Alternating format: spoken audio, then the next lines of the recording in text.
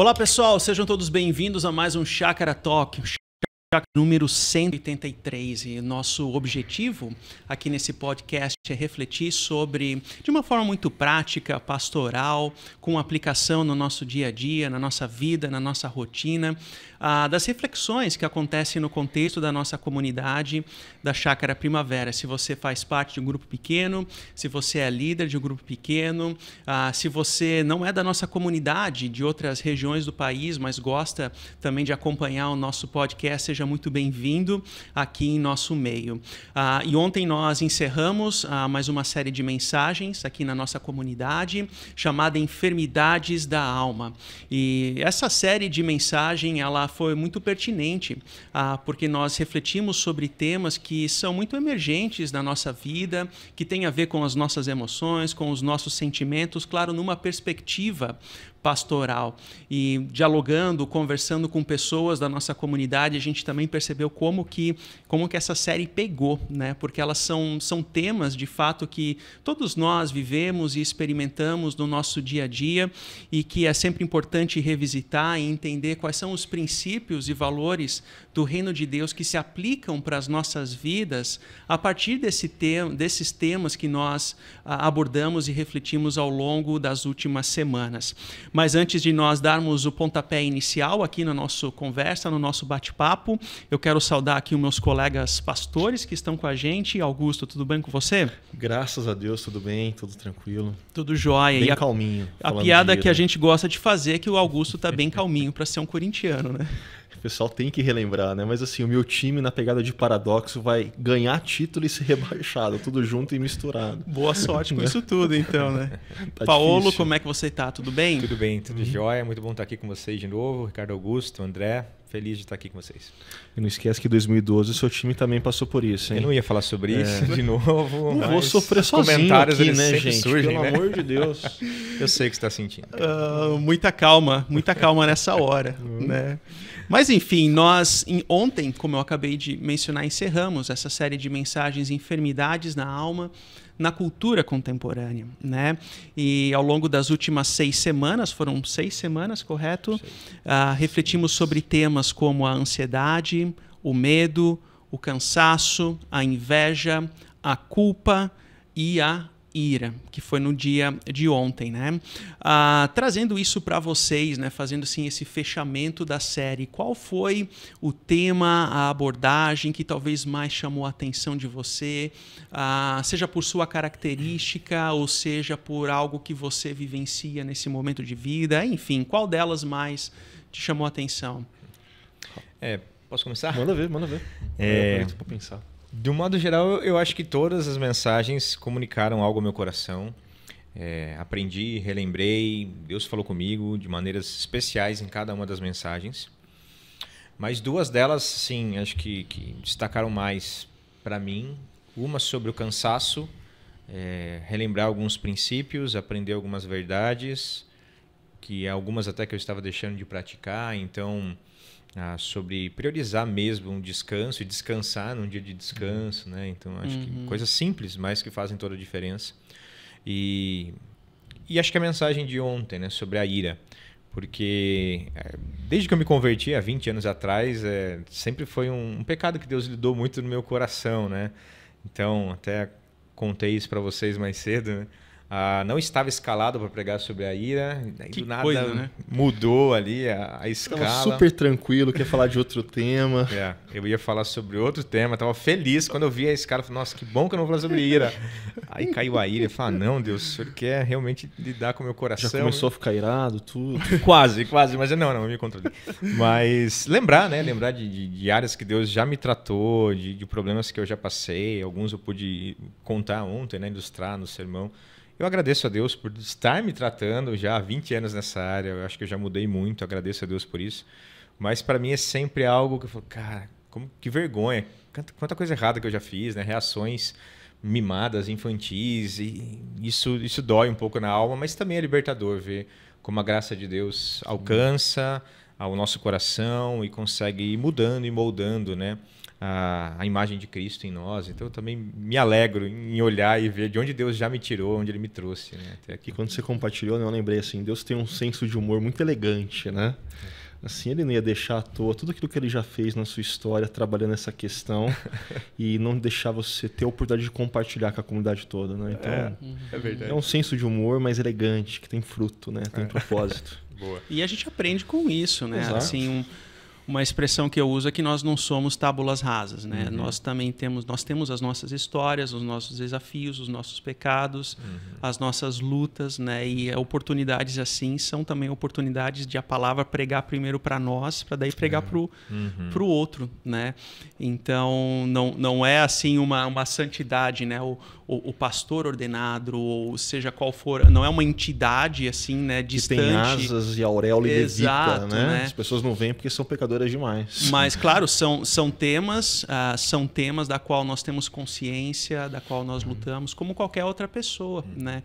E Deus também nos dá essa possibilidade de uma forma diferente aprendermos também para poder ensinar, né? Então, ira e cansaço. Para mim foi. E para você, Augusto? Se eu fosse em outro momento da minha história, mais lá atrás, eu ia dizer ansiedade. Porque simplesmente de saber que ia ser tratado esse tema, eu já ia ficar ansioso. Eu era essa pessoa. Mas também, graças a Deus, assim, é algo que Deus tem atuado. Mas pensando nesse momento meu, pensando nessas 6 temáticas que foram tratadas, rapaz, é difícil escolher uma, viu?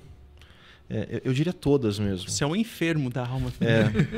Então, mas eu diria todas. Então. E eu teria 2 motivos para justificar isso, né? O primeiro tem a ver com uma conversa com uma família que tem chegado aqui na chácara, tá tateando a nossa comunidade, né? Apesar de eu conhecer eles há mais tempo. E nesse domingo, eles chegaram na metade da série, eles me perguntaram, mas por que não falou de depressão, por exemplo? Porque teria tantas outras enfermidades para colocar, né? E aí eu expliquei para essa família que quando a gente conversou em equipe, a gente delimitou um recorte muito claro.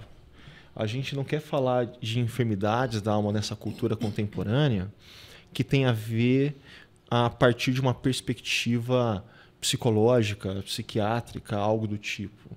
A gente está lidando com enfermidades da alma na cultura contemporânea a partir de uma perspectiva bíblico-pastoral. Então isso muda muito, muda inclusive quais são as coisas que vão estar aparecendo aqui. E aí isso me leva para o segundo ponto, porque eu diria que todas me chamam a atenção.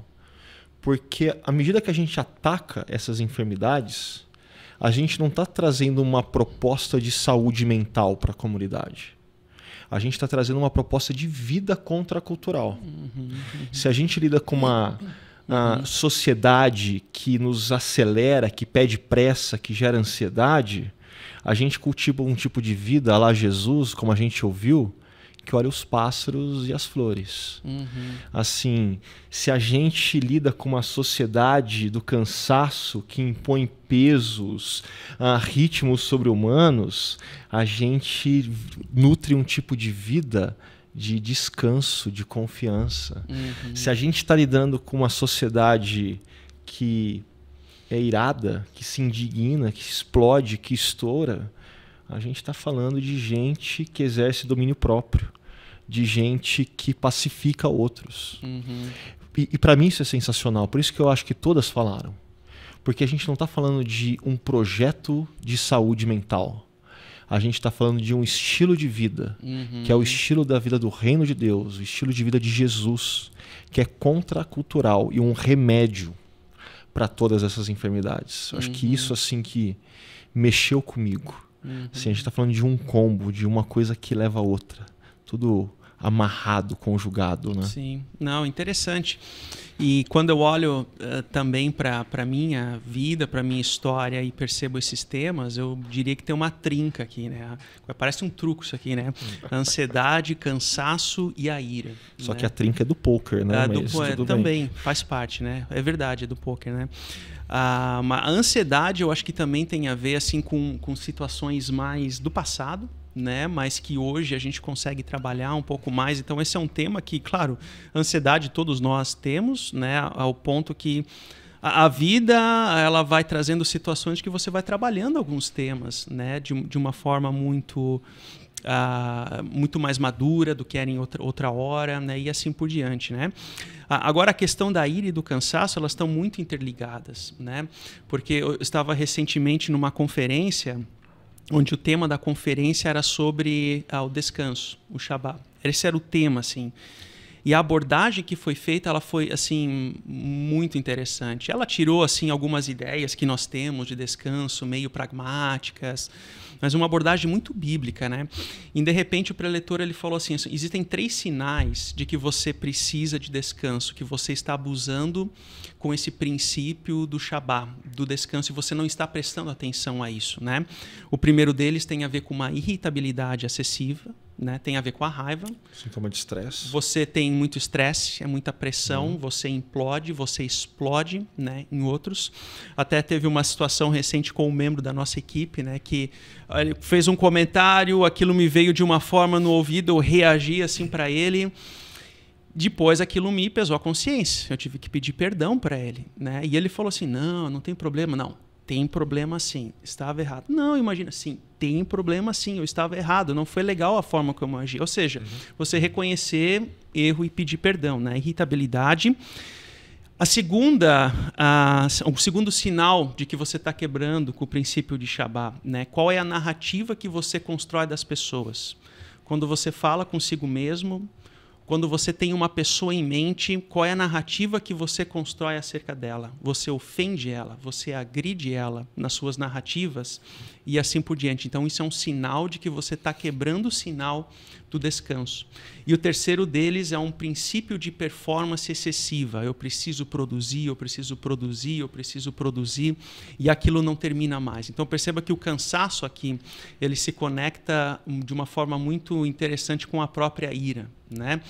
E também é interessante porque Deus criou o homem, né, no 6º dia. Então, o dia 1 do homem e da mulher, digamos assim, o dia 1º, né, quando o homem abre os olhos, é no Shabbat, é no sábado, é quando ele tem esse relacionamento íntimo e perfeito com Deus. E lá em Gênesis 2, quando diz que Deus abençoou o 7º dia e nele descansou, no termo grego da Septuaginta, esse descansou é o mesmo termo daquele teletestai da cruz, quando Jesus diz, está consumado. Ou seja, a cruz de Cristo é o princípio, o ponto de partida também para o nosso descanso, né? Isso muda a perspectiva, isso nos coloca em dependência de Deus. E assim, o descanso, para mim, dá trabalho. Porque o descanso significa colocar de lado o celular, colocar de lado talvez o eletrônico, focar na família, ou seja, dá trabalho, descanso dá trabalho, né?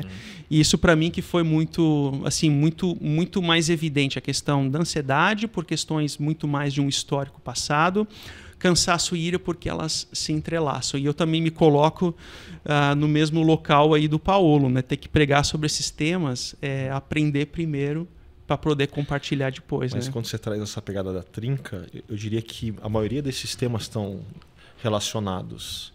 Quem vive a partir da ansiedade experimenta uma espécie de medo constante, de cansaço constante, de culpa constante. Quem está sempre cansado está se culpando de alguma forma porque está tendo pouco tempo com a família, pouco tempo de cuidar da própria saúde. Por conta desse cenário está sempre mais irritadiço, a ira se torna mais próxima a ele. Então essas coisas elas estão muito amarradas, né? A gente separa por tema porque a gente precisa ser pedagógico e objetivo. Exato. Mas quando a gente está conversando no dia a dia e lidando com essas questões de forma prática, a gente nunca está experimentando apenas uma dessas coisas isoladamente, né? Exato. O ansioso tem muito medo também, né? De situações futuras, provisão, vou conseguir pagar a conta ou não. Então, assim, existe esse diálogo com outras áreas, mas concordo que para efeitos didáticos, pedagógicos, é necessário fazer uma distinção. Mas ok, Ontem, então, nós abordamos sobre a ira, nós já começamos aqui o nosso papo especificamente sobre esse tema. E a ira, nós conceituamos ontem como um sentimento de raiva extrema, né? Alguém com uma fúria, com uma indignação, a ira como uma resposta, enfim, nós trazemos um pouco dessa abordagem conceitual e quais os princípios que nós encontramos na sabedoria bíblica para lidar com a ira, né? Como que nós conseguimos lidar com a ira. E é interessante que tanto Tiago quanto o apóstolo Paulo nos apresentam esses princípios, né, em relação à abordagem ou como lidar com a ira. Mas antes de entrar nesses princípios, deixa eu perguntar para o Augusto. Augusto, você participou e pelo menos viu 3 das nossas reflexões de ontem. Qual a parte desse contexto da ira que mais te chamou a atenção? Assim? Rapaz, eu não vou negar não que ouvir o Paulo contar uma história logo no início, de um noivado que acabou e lá no final a gente tem o plot twist, né? Assim, a virada da história falando, não, então aquele noivo era eu. Cara, isso pega. Conta pra nós qual foi a história só para entender um pouco. Acho que aí nesse sentido a melhor coisa é o próprio Paulo. Para quem não esteve eu posso falar o porquê me pegou, mas para contar a história é melhor ele. Não, eu quando estava conceituando a ira, né, expliquei que a ira ela é capaz de destruir relacionamentos, né? Se ela não me destrói, ela destrói meu relacionamento com o outro. Exato.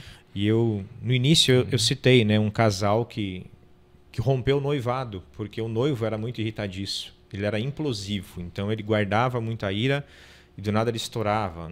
Não agredia, mas falava que não devia, reagia mimado igual uma criança, ficava bravinho com tudo. E a noiva decidiu romper o noivado, né?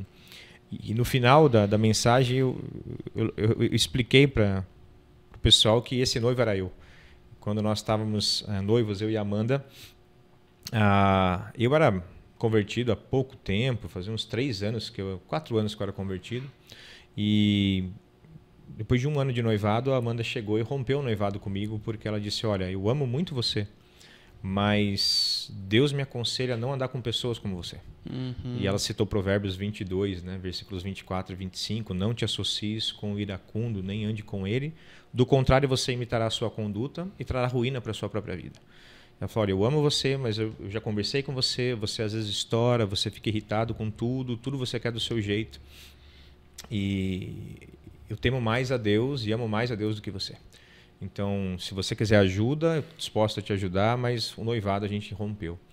E foi ali que eu percebi realmente a profundidade e a seriedade da ira. Para mim, a ira era sempre justificável, era sempre culpa dos outros, as pessoas não correspondem, o mundo é injusto. E eu achava que era só uma questão de personalidade. E ali eu percebi, não, cara, a ira realmente é um pecado. Enquanto eu não concordar com Deus que a ira é um pecado e que eu preciso de ajuda, eu nunca vou mudar. Então, o primeiro passo para a minha mudança foi sentir a dor, né, do término do noivado e aí realmente ver o quanto ela era importante para mim e ir atrás de terapia, de aconselhamento pastoral. E nesse processo, um pastor me abençoou muito, caminhando comigo, quase 1 ano só, orando, ensinando, me ajudando a perceber o que me irritava, como eram as minhas reações, como deveriam ser as minhas reações. Até que a Amanda decidiu, vendo a mudança em mim e o quanto eu estava interessado mesmo em mudar, dar uma segunda chance. A gente voltou, graças a Deus, né? Estamos aí há 20 anos quase casados já, 17 anos de casado. E eu expliquei então a minha história assim, né, com a ira. Começa muito assim, a minha conversão está muito atrelada ao processo de Deus me tratar da ira, assim. Foi um primeiro grande pecado que Deus tratou na minha vida, assim. E eu sei que essa é a sua história, mas quando você compartilhou, 2 coisas mexeram comigo, né? A primeira é essa questão da não justificação. Porque a tendência de alguém que ou é iracundo ou que sofre de qualquer uma dessas outras enfermidades é encontrar uma justificativa. E a justificativa ou é botar a culpa no outro, a la Homer Simpson, tema da semana passada, ou falar, eu nasci assim, foi Deus que me fez desse jeito. Gabriela isso é um Canela, problema, né? Exatamente. Teologia Gabriela Cravo Canela. A necessidade da gente reconhecer que, gente, existem comportamentos que nós nutrimos e carregamos ao longo dos anos que são pecado. Ponto. E a gente precisa, para experimentar da transformação, da restauração de Deus, reconhecer isso diante dele. Esse é um primeiro ponto. E o segundo, não é sacanagem com vocês, meus amigos, mas eu gostei muito do texto da exposição Mas relembrar esse texto de Provérbios, assim, me chamou aquela atenção, porque tem coisas que a gente está cultivando de comportamento, não porque simplesmente é uma área que a gente tem maior fragilidade e a gente está cultivando, mas porque a gente está dando ouvidos e observando, colocando pessoas como referência no nosso entorno que nunca deveriam ser referência. Que aqueles comportamentos que aquelas pessoas têm por normal, nós nunca deveríamos normalizar. Aquelas pessoas, elas estão gerando em nós um tipo de comportamento que não é o comportamento de Jesus. Não é o comportamento do reino de Deus. Exato. Mas é um comportamento pecaminoso. Então, essa história, assim, quando você contou, eu vi essas duas coisas assim, na hora. As más companhias realmente corrompem os bons assim, costumes. eu arregalei o olho, né? Eu só te ouvi à noite, então eu arregalei o olho, assim. Eu falei, opa! E eu já tinha os PDFs, né? Porque eu tinha mandado pro pessoal de GP, tudo. Falei, isso não tá no script, eu tô acompanhando o script aqui, né? Então, foi o que me chamou muita atenção. Porque isso que surpreende, porque esse é o poder da ira, de romper relacionamentos, né? De romper o noivado, de romper a ponto de dar o divórcio, de romper o pai com o filho com o pai, né? Então a ira, ela tem esse poder explosivo. Eu acho que vocês estão tocando num ponto muito importante, porque na pergunta de como lidar com a ira, a nossa tendência é essa, de justificar no outro, acusar o outro porque ele me provoca, porque ele é ruim comigo. E uma dificuldade que existe com a pessoa irada é não reconhecer, olhar para si próprio, né? E não perceber. Então, assim, geralmente, a rigor, a pessoa que é irada, ela não é uma pessoa agradável de se conviver, né?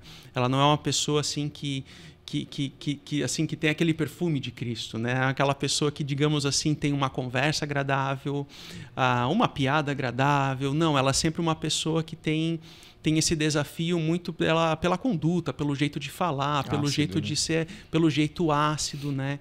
Então, assim, e às vezes, esse é o ponto, né? Porque ela acredita que a partir desse senso de justiça, a partir dessa gritaria, a partir dessa calúnia que se cria, que eu estou pensando aqui nos casos mais extremos, naturalmente, ela está sendo certa. Ela está sendo certa por agir assim, né? Então, assim, esses são os extremos que a gente precisa entender e compreender, que assim, até no texto de Efésios, né, Deus nos chama a bondade, a compaixão, né? São características muito opostas a esse da calúnia, da ira e assim por diante, né? Então vocês apontaram aqui que um princípio de lidar com a ira tem a ver justamente com reconhecer o meu pecado, reconhecer a minha falha, reconhecer que eu sou uma pessoa que preciso lidar com isso, né? E o ponto que nós abordamos ontem tem a ver com o entendimento da ira, né? E Tiago 1, 19 e 20 traz assim esse texto que para mim assim se encaixa como uma luva, né? Diante de tudo que a gente abordou, quando diz: meus amados irmãos, tenham isso em mente, sejam todos prontos para ouvir, tardios para falar e tardios para irar-se, pois a ira do homem não produz a justiça de Deus. Ou seja, são 3 princípios que nós entendemos aqui, né? De ouvir, entender os fatos, manifestar-se após entender os fatos, e a ira vem após o entendimento de tudo, né? Mas assim, por que para nós é tão difícil escutar? Por que é tão difícil ouvir? Assim, isso é natural para vocês, ou vocês são pessoas combativas que já têm uma postura muito mais da ira fácil, da ira explosiva? Como é que é isso para vocês? Acho que antes de responder a sua pergunta, uma curiosidade para o pessoal que está ouvindo a gente. Você citou Provérbios, né, que é um texto de sabedoria do Antigo Testamento. A maioria dos teólogos hoje em dia, eles olham para Tiago como a literatura de sabedoria do Novo Testamento. Então, assim, Tiago é aquele livro que traz princípios muito práticos para a gente de como a gente lidar com diferentes cenários. E é o que a gente está lidando nesses 2 versículos, né, de Tiago 1, 19 e 20. Exato. Princípios de como você lidar em situações onde a ira seria a sua resposta natural. E ainda nesse contexto de curiosidade, aqui, a ira do homem, eu acho que ela poderia ser traduzida, e aqui eu falo com alguém, não estou olhando o texto todo, tá? Olhando apenas a comparação de algumas versões, mas não está falando daquela ira que inclusive vocês trouxeram na mensagem justa, proporcional, expressada corretamente, mas está falando justamente daquela ira do homem marcado pela queda, Exato, consequência do pecado. Então, feitas essas ressalvas, indo para a sua pergunta, para mim não é natural ouvir, não. Assim, às vezes as pessoas chegam para mim e falam, nossa, você conversa fácil. Quando a gente chega para conversar com você, tomar um café, assim, você escuta, você está com os olhos atentos, o celular virado para baixo. E ela acha que tudo isso é tão natural. Eu falo assim, não sabe. Isso tudo é extremamente intencional. Porque eu preciso exercitar os meus ouvidos. E para mim exercitar meus ouvidos, eu preciso deixar isso aqui virado para baixo, para que nenhuma notificação me tire a atenção. Eu preciso estar olhando nos olhos para que o meu foco seja aquela pessoa. Então, ouvir para mim não é algo natural. É algo que eu treinei ao longo da caminhada. E eu gosto muito dessa expressão treinar. Porque eu vejo que na minha caminhada com Jesus eu treinei várias coisas. Eu treinei como eu lidava com a ansiedade, como eu comentei. Eu treinei essa questão de conversar. E eu treinei várias outras coisas, inclusive essa questão de ouvir. Agora, se eu abaixar a atenção e entrar no meu modus operandi, a tendência é eu ser tardio para ouvir e rápido para falar. Justamente o contrário da recomendação de Tiago, né? Exato. É interessante que você aborda. E Paulo, para você, como é que é essa dimensão? Assim, para você que, né, externamente falou que lutou com a ira ao longo, como um tema muito evidente para você, essa dimensão do escutar o outro. Como é que foi isso para você? Assim como o Ricardo Augusto, eu também era pronto para me irar, lento para perguntar e não queria ouvir ninguém, né? Então eu sempre queria dar as respostas, já tinha as justificativas. E assim como o Augusto colocou, para mim foi um treino também. Foi um processo onde eu precisei aprender a ouvir, fazer mais perguntas. Como eu disse, né? Esse pastor que me ajudou, terapia pastoral, me ensinou muito isso. Falou, cara, você já quer responder, você acha que você já sabe o que está acontecendo, você já tem a sua justiça, já quer ficar bravo. Pergunte os fatos. Então é um processo. Foi um processo e tem sido um processo até hoje de aprender a escutar mais, de aprender a ouvir mais. Eu já ouvi muito isso também. Você é um bom ouvinte, mas é um processo de treinamento mesmo, assim, de me esforçar e às vezes, tipo, eu já quero logo falar, a solução do seu problema é essa. Para de falar que eu já sei.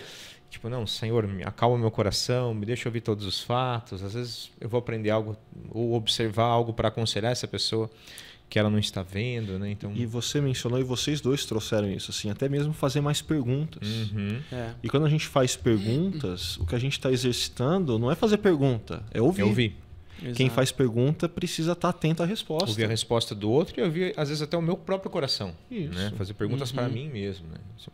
Então é um processo de treino, eu diria. É um processo de treino, e se a gente levar ao pé da letra que a palavra pecado significa errar o alvo, então existe uma dimensão de treino, de maturidade. Harmatia, né? A da harmatia, então assim, existe uma dimensão de treino na maturidade, no crescimento, na espiritualidade, que é você justamente treinar as áreas onde que nós somos fragilizados, né? Para mim, a ira, ela acontece de uma forma assim muito mais não a partir do outro, do que o outro fala ou deixa de falar, mas a partir de situações que eu planejo e não dá certo, por exemplo. Isso me deixa muito irado. Então eu sou uma pessoa perfeccionista, né? E o pecado capital, né? O pecado capital, me fugiu a palavra aqui, da ira, do perfeccionista é justamente a ira, né? Ou eu sou uma pessoa muito planejadora, qualquer passeio de família é tudo planejado, nós vamos sair a hora tal, chegamos em tal hora, isso significa que vai custar X e nós vamos fazer tal atividade que vai custar Y, né? E se algo sai desse jogo, daquilo que você planejou, aquilo me deixa um pouco desestabilizado, então são áreas que eu preciso estar trabalhando também na minha vida, né? Mas eu acho que, assim, tanto para a dimensão da ira como também de outras enfermidades da alma, existe uma diferença entre o que é característica e o que é postura. Então, a minha característica pode ser uma característica de alguém que tem dificuldade de ouvir, mas a minha postura precisa ser outra. Naturalmente, eu sou uma pessoa tímida, mas a minha postura na comunidade, ela precisa ser outra. Eu preciso conversar, eu preciso estar junto das pessoas. Talvez eu tenha uma característica pessoal muito mais dotada, não sei, a timidez, Não sei, mas a minha postura diante com outros é de proatividade no trabalho e assim por diante, né? Então, assim, lidar com enfermidades da alma não significa dizer que nós vamos deixar de lado as características boas que nós temos, né? Mas nós vamos atacar problemas que nós temos na nossa natureza, na nossa característica e criar uma nova postura, né, a partir disso. Feito esse entendimento da ira que nós realizamos na reflexão de ontem, nós entramos num outro ponto que tem a ver com a expressão saudável da ira, né? Como que nós podemos expressar a ira de forma saudável? Se nós partimos do pressuposto que existe uma dimensão da ira que ela é boa, que é um alerta contra uma questão relacionada a uma injustiça, algo que nos ameaça. Existe uma dimensão boa da ira, mas como que nós podemos expressá-la de forma saudável, de forma que não ofende o outro, nas palavras certas? Paulo, alguma dimensão, alguma orientação nesse sentido? Eu entendo que a ira, ela tem esse fator de me impulsionar a resolver um problema também. Algo que saiu do controle, algum erro que realmente alguém cometeu contra mim ou contra o próximo. Então, acho que a ira ela é um tipo de combustão que alimenta a minha motivação em resolver um problema. Certo. A grande questão é como eu resolvo. Então, geralmente eu quero resolver ofendendo, eu quero resolver revidando o mal com o mal, usando, né, Romanos capítulo 12. Então, eu quero resolver do meu jeito, com a minha própria justiça, né? Então, eu acho que você ficar irado com situações de injustiça contra você, contra o próximo, contra Deus, isso é uma coisa boa. Deus quer que eu fique bravo contra o meu pecado, contra o pecado de outro. Isso não é uma coisa ruim. Então, acho que a questão é aprender a pensar como eu reajo, uma vez que a ira é um tipo de reação, né, de resposta. Então, um princípio que eu tento trazer para mim é quando eu fico irado com alguma situação, quando eu preciso resolver um problema, uma injustiça, um pecado que alguém cometeu, eu preciso sempre me concentrar em lembrar que eu preciso, quando eu vou resolver uma situação ou algo me deixa irritado, eu preciso lidar com o problema, atacar o problema e não a pessoa, por exemplo. Então, a minha esposa errou comigo, o meu filho errou comigo, eu não vou ofender o meu filho e brigar com o meu filho, mas eu vou atacar esse problema. De novo, isso aqui aconteceu. Então, acho que o modo como eu converso, o modo como eu falo, pode transmitir graça. Por exemplo, o meu filho me desobedeceu, ou ele brigou com o irmão. Ao invés de eu chegar e já dizer, olha, você não me valoriza, poxa, você é uma peste, você não ajuda em nada, você sempre briga com o teu irmão. Eu estou atacando a pessoa. Ao invés de eu sentar com ele e falar, senta aqui, filho. Papai te ama, Deus te ama, você sabe que eu quero o melhor para você, mas de novo você reagiu assim, isso não é legal. Essa tua reação não é boa. Essa tua reação a gente precisa lidar com ela, você tem que mudar. Então eu estou atacando o problema e não o meu filho. Sim. Né? Então acho que isso é um princípio legal. Eu sempre pensar qual é o problema que eu preciso resolver e não a pessoa que eu quero ofender. Então a pessoa não cumpriu um prazo, vamos atacar o problema do atraso dela. A minha esposa não está respondendo como eu gostaria, vamos atacar o problema e não ficar bravo com a minha esposa, né? Então acho que um princípio que eu sempre trazer à minha mente assim com constância e aconselhar as pessoas é isso. Eu tenho uma situação que está me deixando irritado, qual é a situação? Vamos focar na situação, preservando o relacionamento, mantendo a paz com a pessoa, ajudando a pessoa a melhorar. Ou eu mesmo buscando melhorar, né? Acho que isso é um princípio importante. E pegando um gancho aí do Paulo, é algo óbvio. Mas quem não toma esse cuidado com como lida com a reação que a ira causa, em vez de resolver o problema, piora o problema. Exato. Sei que é algo óbvio, mas assim, precisa ser dito. Né? Os iracundos, os irados, eles, por mais que eles queiram resolver um problema, o que acontece na prática, eles aumentam o problema, criam até outros problemas. Né? Mas dando os meus 2 centavos de contribuição aí nessa temática, o primeiro centavo é algo que eu já disse em outros podcasts ao longo dessa série. Tem a ver com proporcionalidade. Ok. Então, assim, a ira justa, a ira que não é marcada pelo pecado ou que ela tem uma resposta adequada, ela tem um tamanho e uma resposta proporcional ao que aconteceu. Então, às vezes, a gente, assim, é algo pequeno e a gente acaba transformando numa tempestade em copo d'água, como diz o ditado, né? Então, proporcionalidade é importante. E o meu segundo centavo de contribuição tem a ver com uma expressão que a gente já lidou em vários outros sermões, não nessa série de mensagens, mas porque são expressões comuns na linguagem bíblica. Que ora você vai ler verdade em amor, ora você vai ler em graça e verdade. Assim, a gente precisa conseguir aprender na nossa comunicação expressar a verdade. Ok. Mas de forma que essa verdade seja manifestada ou em amor ou em graça, ou lidando com as duas coisas simultaneamente. Não adianta nada verdade desprovida de amor ou de graça. Ok. Interessante que você está falando, porque uma das...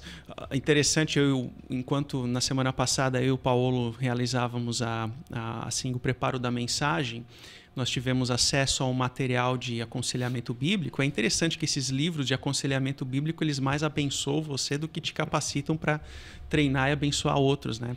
Mas lá existia um exercício, né, sobre como abordar ou como falar, né, em situações em que você está irado. Assim, eu não lembro os pormenores, mas, por exemplo, como é que é o uso das palavras em situações onde que você fica irado, né?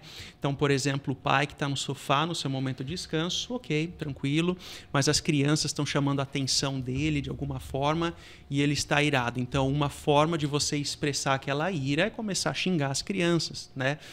Eu não quero que você esteja aqui agora. Agora é o meu tempo de ficar aqui em silêncio. Por favor, saiam daqui. Vamos lá no quarto de vocês brincar. Essa é uma expressão.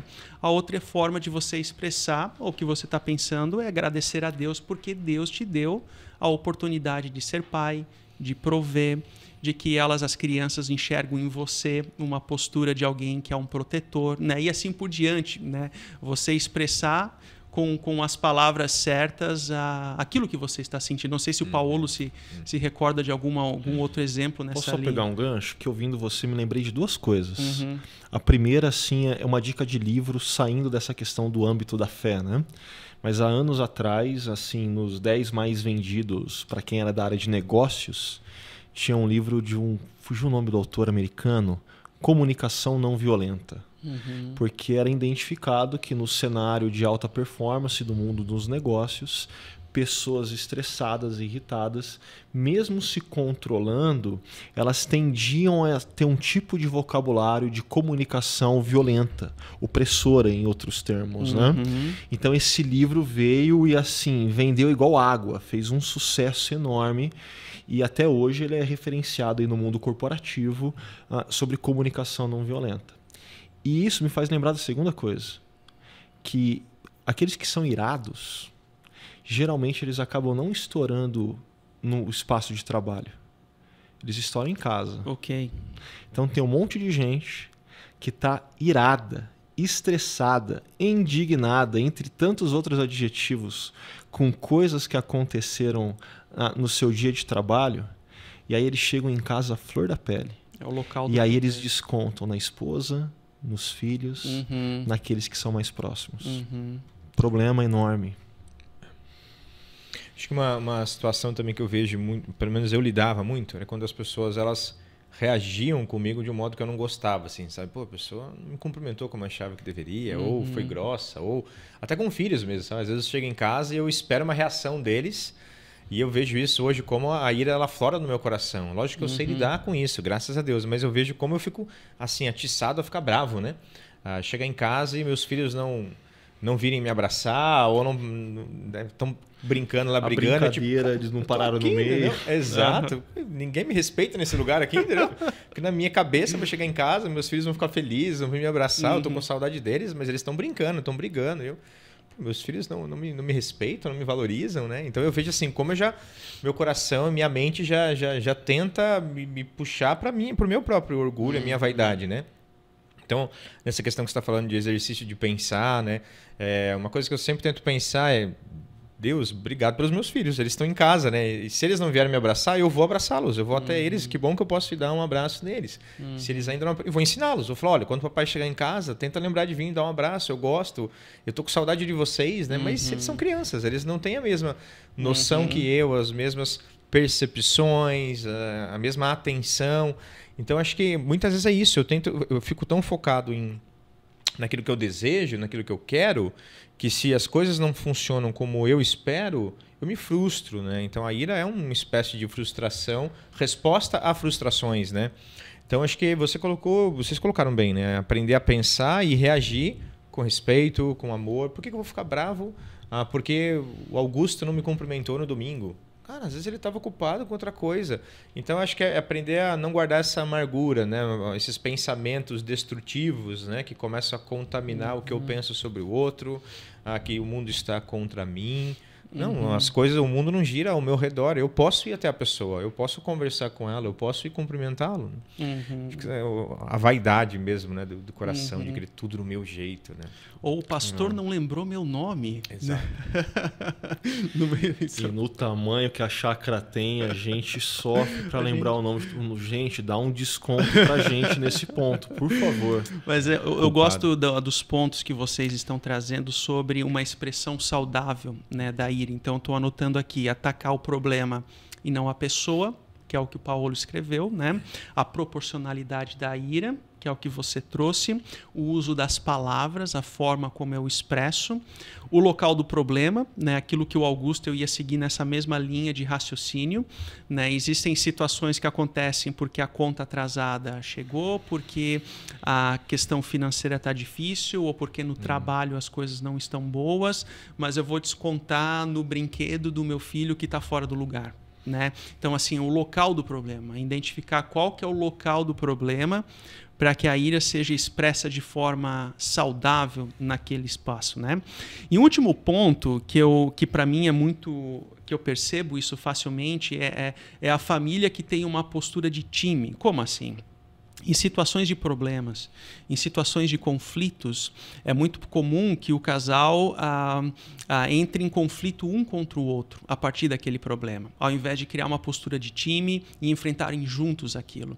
E quando essa postura que não é de time acontece um contra o outro, factualmente o que vai nascer naquele meio é a ira, é a forma desproporcional de você resolver um problema. E assim, todos nós passamos por problemas, todos nós vamos ter desafios, todos nós temos aquela preocupação com a planilha financeira familiar, todos nós temos as preocupações do ambiente de trabalho. Então a pergunta não é se tem ou não tem problema para resolver, mas como que o casal ou a família, né, como um todo, enfrenta aquele problema. Porque a partir do momento que um está agindo contra o outro, a chama da ira vai nascer e o negócio vai crescer. Então, essa postura de time em lidar ou na expressão saudável da ira, né?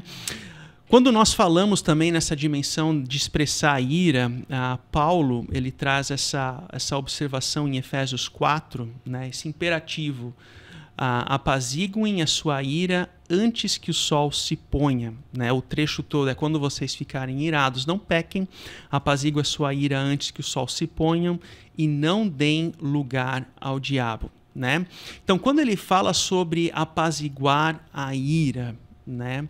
Qual que é a importância da celeridade, da resolução de um problema, de uma ira? Por que isso é tão importante na visão de vocês, que Paulo traz esse princípio? Eu gosto muito dessa expressão, apaziguem, né? Que tem a ver com pacificar. Eu gosto muito de pensar que Jesus, no Sermão do Monte, ele já está trazendo esse princípio para nós, que não tem a ver apenas com como lidar com a ira. Ele é mais abrangente que isso, mas ele engloba o como lidar com a ira, né? E aqui no texto, a orientação de Paulo, ela parece ser bem clara. Ele não está falando apenas de você pacificar relações, situações que envolvem terceiros. Paulo está fazendo uso dessa palavra no grego de uma forma muito pessoal, muito direta. Resolvam dentro de você. Agora, para que essa ira interna seja pacificada, apaziguada, ela demanda de nós esse movimento que vocês muito bem trouxeram na direção da resolução do problema. Atacando o problema, não o outro envolvido no problema. Mas eu acho que vocês que lidaram com esse texto com mais intensidade que eu, talvez podem contribuir ainda mais aqui. Eu estou abrindo ele no original agora só. O próprio Os Guinness, é interessante, o Os Guinness escreve sobre os 7 pecados capitais, né? E ele fala e ele faz um contraponto de cada pecado capital com as bem-aventuranças de Jesus no Sermão do Monte. E ele entra justamente nesse ponto, que o contraponto do pecado da ira é ser um pacificador, né? Então, ser um agente de paz. Então, por isso que ontem, até as músicas de toda a liturgia do nosso encontro, ela apontou para esse caminho da paz, né? O reino de Deus é justiça, paz e alegria, né? Justiça, paz e alegria, que é o oposto de uma pessoa irada, né? Então, esse antídoto da pessoa irada, ela tem a ver justamente com ser uma pessoa, um agente de paz, uma pessoa que experimenta a paz, que experimenta a alegria, e é ali que a gente encontra essa justiça, né? Só que isso envolve E olha a radicalidade disso. Exato. Porque a gente pode chegar, lendo textos das Escrituras, e falar: a solução para a ira é pura e simplesmente o domínio próprio. E para aí. Mas assim, o desafio das Escrituras vai além. Não. Assim, eu não estou falando para você apenas exercer domínio próprio. Eu estou falando para você ser um agente de pacificador. Um agente da paz. Isso demanda que, mesmo quando eu esteja irado, quando eu me deparo com alguém irado, é tarefa minha ajudar aquele camarada a se apaziguar. Sim. A experimentar de paz. Sim. É um desafio bem mais radical, ao meu ver. Interessante. E você, Paulo? Acho que a gente confunde muito, vocês estão usando essa questão do pacificador, né? Acho que nós vemos uma época onde as pessoas confundem muito ser um pacificador com ser omisso, não fazer nada. Okay. Né? Eu coloco para baixo do tapete. Isso não é apaziguar. Porque se a ira é inflar, inchar, estufar, cada erro que a pessoa comete, você vai inflando um pouco mais. E mas eu não vou fazer nada. Cabe mais embaixo do tapete. Exato. Não, porque eu sou um agente da paz. Eu não quero brigar com o André. Exato. Ele me magoou, mas eu quero ficar em paz com ele. Então eu não faço nada. Eu deixo ele continuar errando. E aí eu erro também, porque eu estou guardando mágoa dele no meu coração. Uma hora isso vai explodir, o tapete, eu vou tropeçar no tapete, vai sair tudo debaixo dele. Isso não é ser um pacificador. Apaziguar significa: ou eu resolvo no meu coração, perdoo e relevo, ou eu coloco em amor para fora para ajudar a pessoa. Sento com ela e falo: isso aqui não é legal, você está errando aqui, cuidado com isso, para o seu bem, para o nosso bem, para o bem da nossa família. Você precisa mudar, você precisa de ajuda, né? Então, apaziguar não significa não fazer nada. Apaziguar significa, como vocês colocaram, buscar resolver o problema para ajudar a pessoa, né? Sim. E essa distinção é muito importante, porque bota omissão na nossa cultura nos dias de hoje. Assim. Quem sou eu para falar com ele? Deixa ele cuidar da vida dele, né? Essa confusão de termos é absurda, assim, é insana. E até mesmo o domínio próprio, enquanto você falava do domínio próprio, o domínio próprio também não pode ser uma desculpa para uma ira implosiva. Né? Eu estou me dominando aqui, mas por dentro eu estou me remoendo, porque isso vai criar um ressentimento que vai gerar uma ira explosiva, né? Na linguagem de Efésios, vai dar lugar ao diabo do mesmo jeito. Do mesmo jeito, exatamente. Vai dar oportunidade a ele.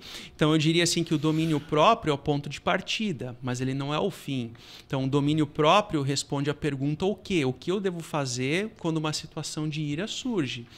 Agora, o revestir-se de novo homem é o como. É um processo diário da qual nós precisamos saber. Então, assim, a ira, eu sou tentado pela ira. Eu sou tentado em situações que vêm até mim explodir contra essa ou aquela pessoa, contra essa ou aquela situação. O domínio próprio é uma situação de alerta que eu preciso apaziguar, mas resolver isso de uma forma correta. Como que eu faço isso? Revestindo de bondade, respirando, entendendo a situação, compaixão, com perdão. E assim por diante. E assim por diante. Então, assim, aquilo que você fala, né, Paulo, sobre não é colocar debaixo do tapete. Talvez essa seja um dos grandes erros que nós temos enquanto ser humano, é entender, não, o tempo é o herói do enredo. O tempo vai curar com tudo, o tempo vai trazer assim as suas devidas restaurações, mas assim não é o que acontece de fato, né? Nada como o poder do perdão. Às vezes não sei se vocês já tiveram essa experiência, eu creio que sim, mas a gente senta para conversar com algum casal, aconselhar algum casal, e eles trazem assim motivos de ódio, de raiva, de anos, que eles vão colocando ali para dentro do coração e tipo, não lembra o que almoçou naquele dia, mas lembra o que o outro errou há 10 anos, 15 anos, 20 anos atrás. Então o que acontece? Se eu não converso, e eu acho lindo o texto por isso, porque ele fala, resolva um problema o mais rápido possível. Exato. Porque eu sempre vou ter problemas. Somos falhos, somos pecadores. Eu sempre vou, em alguma medida, cometer alguma coisa que vai magoar minha esposa, ela vai me magoar. Somos assim. Então, se eu não lido com isso, se eu não sento, se eu não peço perdão, se eu não perdoo, aquilo vai virando realmente um monstro dentro do meu coração. E depois de 10 anos, depois de 20 anos, é muito difícil você conseguir lidar, tratar, perdoar feridas de décadas, né? Então, a sabedoria bíblica propõe apazigue, busquem resolver o mais rápido possível, né? E acho que não há caminho de sabedoria maior do que esse, né? Exato. E eu gosto muito porque o texto assim, ele é muito claro com como você lida com essa questão que impacta o outro. Mas o texto continua, né? E vocês mencionaram as expressões bondoso, compaixão, mas o que me chama... Perdão, né? Mas o que me chama muita atenção no texto do verso 32, lá do capítulo 4 de Efésios, é a expressão uns para com os outros, ou ainda mutuamente, o que a gente chama de imperativos de mutualidade. Então é como se Paulo estivesse falando, olha, vocês precisam se livrar, abandonar, se despir dessas práticas marcadas pela queda, pelo pecado, mas vocês precisam se revestir, praticar, treinar práticas que têm a ver com o reino de Deus. E essas práticas, elas não são individuais. Elas demandam outro. Exato. Elas demandam esses imperativos de mutualidade. E aí ele arremata, porque ele está falando que essa é a forma que Deus fez. A gente está falando que tem que se perdoar mutuamente da mesma forma que Deus nos perdoou em Cristo. Assim, é um texto rico e extremamente desafiador. Eu acho interessante que ele termina falando sobre o amor, né? O ápice ali, né? Amar como Deus nos amou, né? Em última instância. A conclusão, né? Portanto. Portanto. E quando a gente olha lá para Coríntios 13, quando Paulo vai definir um pouquinho o amor ali, né? Ele começa falando que o amor é paciente, né? Eu não exerço amor comigo mesmo, eu exerço amor com o próximo que está me irritando. O amor é paciente. O amor, ele não busca os seus interesses. O amor não se ira facilmente, né? O amor não fica irritado com qualquer coisa, né? Então, eu relevo, que é a mesma coisa que o Pedro vai falar, que o amor cobre multidão de pecados, né? Então, aqueles errinhos bobinhos, aquele jeito aquilo que eu esperava que a minha esposa fizesse, ela não fez. Por que eu vou brigar com ela? Cara, tudo bem, eu amo ela, tá perdoada, não foi um pecado grave, ela não errou profundamente comigo, né? Então, a vergonha que meu filho me fez passar, poxa, foi uma criancice, cara. Ele é uma criança, não tem por que eu ficar com ódio no meu coração dele, querer puni-lo severamente, né? Eu posso só conversar, falar, cuidado, não faz isso de novo. Então, o amor como essa expressão também, né? De algo que nós recebemos de Deus e nós reproduzimos no outro, não em mim mesmo, né? Bondade, compaixão, perdão, amor. É a espiral ascendente, nossa, né? É a espiral ascendente, Perfeito. Porque a nossa natureza é da espiral descendente, né? Mas dentro dessa perspectiva da ira, é interessante, né? Como Efésios 4 dialoga com 1 Coríntios 13, né? Sobre o amor, porque a espiral ascendente termina com viver o amor, né? Na linguagem aqui de Efésios 5, 1 a 2, né? Então, assim, o ponto dessa espiral é viver em amor com ele. Mas esse amor não é o amor... Esse amor platônico, romântico que nós temos, né? Não, é um amor de Deus para conosco, que é o mesmo termo de 1 Coríntios 13. Então, esse amor, assim como ele é paciente comigo, eu sou paciente com o outro. Assim como ele me ama, um amor sacrificial, eu também sou amoroso com o outro, né? Mesmo em situações que me trazem ira. Assim, né? como ele não guarda rancor, o amor não guarda rancor. Exatamente. E vocês trouxeram o texto de Romanos 12. E eu lembro do comentário do Stott até hoje, lá no livrinho dele, traduzido pela Bio Editora, onde ele dizia que pagar o mal com mal é humano. Pagar o bem com mal é demoníaco. Mas pagar o mal com o bem, isso é coisa de discípulo de Jesus. Interessante, né? De quem imita Cristo. É, acumular brasas vivas sobre a cabeça. Interessante. Mas legal, pessoal, nós já estamos chegando aqui no nosso término do Chácara Talk e eu quero convidar vocês, caso tenha alguma reflexão, algum insight, para nós encerrarmos aqui o nosso bate-papo. Eu posso indicar um livro? Claro. Eu queria indicar um livro, na verdade 2 livros, Dr. Jones, Robert Jones.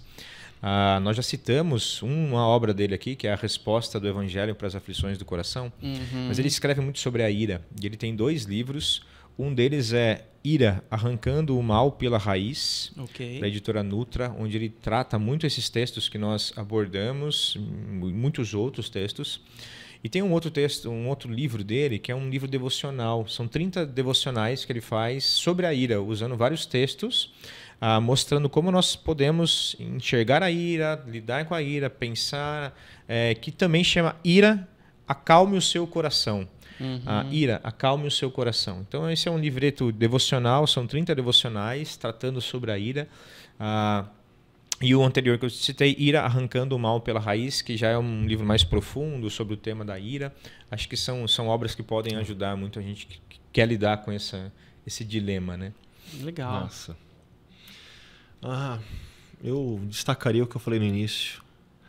Não se esqueça que o que nós estamos propondo aqui não é um projeto de saúde mental, mas é um projeto de vida do reino, vida de Jesus. Abundante. Então vamos no clima de Efésios e exercitar esse imitar Cristo em como a gente lida com a ira, mas também como a gente lida com todas essas outras enfermidades, seja aquelas que a gente trabalhou ao longo da série, ou seja aquelas que estão lá, mas a gente não trabalhou. Lide como Cristo lidaria. Legal, Paulo. Legal, Augusto, muito obrigado por estar aí participando também dessa edição do Chácara Talk, e eu sigo na mesma linha de vocês, né? Lancem sobre ele toda a ira, lancem sobre ele toda a ansiedade, todo o medo, toda a culpa, e o mais ele fará, né? Porque ele é por nós, ele se alegra em ver os seus discípulos e discípulas seguindo o caminho dele. E a vida do cristão é um projeto de construção. Nós não somos obras acabadas, né? Nós somos obras incompletas que estamos nesse processo de construção. E assim nós encerramos também esse podcast com o fechamento da série, né, Enfermidades da Alma.